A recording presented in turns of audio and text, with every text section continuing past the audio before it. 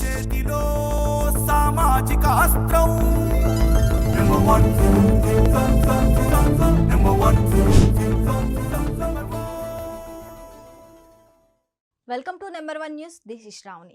యేసుక్రీస్తు పునరుద్ధానాన్ని ఈస్టర్ గా ప్రపంచంలోని క్రైస్తవులు జరుపుకుంటారు. గుడ్ ఫ్రైడే తర్వాత వచ్చే ఆదివారం నాడు ఈస్టర్ జరుపుకుంటారు. పవిత్ర బైబిల్ యేసుక్రీస్తు పునరుద్ధానానికి దారి తీసిన అనుసరించే సంఘటనలను వివరిస్తుంది. విశ్వాసులకు గొప్ప శక్తివంతమైన స్ఫూర్తిని అందిస్తుంది.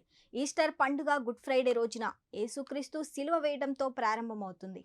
యూదయ అధికారులచే దైవదూషణ రాజద్రోహానికి పాల్పడ్డాడని ఆరోపించిన తరువాత యూదయ రోమన్ గవర్నర్ పొంతి పిలాతు యేసుకు మరణ శిక్ష విధిస్తాడు. యేసుక్రీస్తును కొరడాలతో కొడుతూ ఎగతాళి చేస్తారు. యేసుక్రీస్తు సిలువ వేయబడిన ప్రదేశానికి ఆయనే స్వయంగా సిలువను మోస్తూ తీసుకు వెళ్లవలసి వచ్చింది.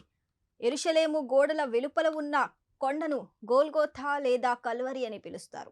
సిలువ వేయబడిన ప్రదేశంలో యేసును సిలువకు వేలాడదీయటం చనిపోవటానికి వదిలివేయబడింది. యేసును చాలా గంటలు అక్కడే వేలాడదీశారు.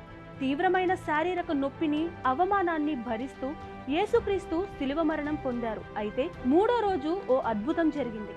యేసు అనుచరులుగా ఉన్న స్త్రీలు ఆయన శరీరాన్ని సుగంధ ద్రవ్యాలు నూనెలతో అభిషేకించడానికి సమాధి వద్దకు వెళ్లారు. కానీ వారు వచ్చినప్పుడు రాయి దొర్లినట్లు సమాధి ఖాళీగా ఉండటం ఆ స్త్రీలు చూశారు.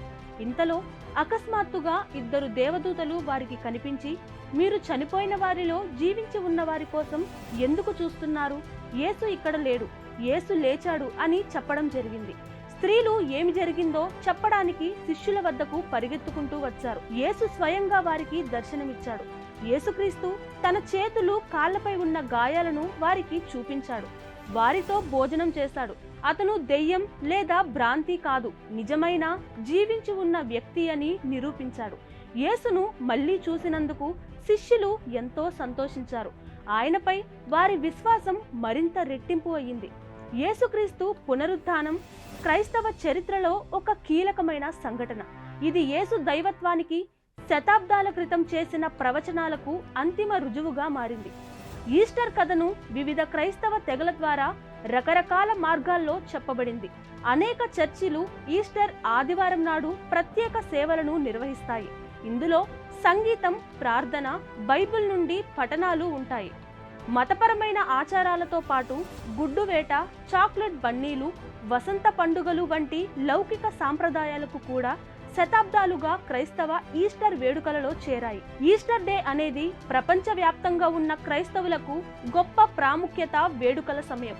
యేసుక్రీస్తు పునరుద్ధానం క్రైస్తవ విశ్వాసానికి మూల స్తంభం. మరిన్ని లేటెస్ట్ అప్డేట్స్ కోసం చూస్తూనే ఉండండి నెంబర్ 1 న్యూస్. సామాన్యుడి చేతిలో సామాజిక అస్త్రం.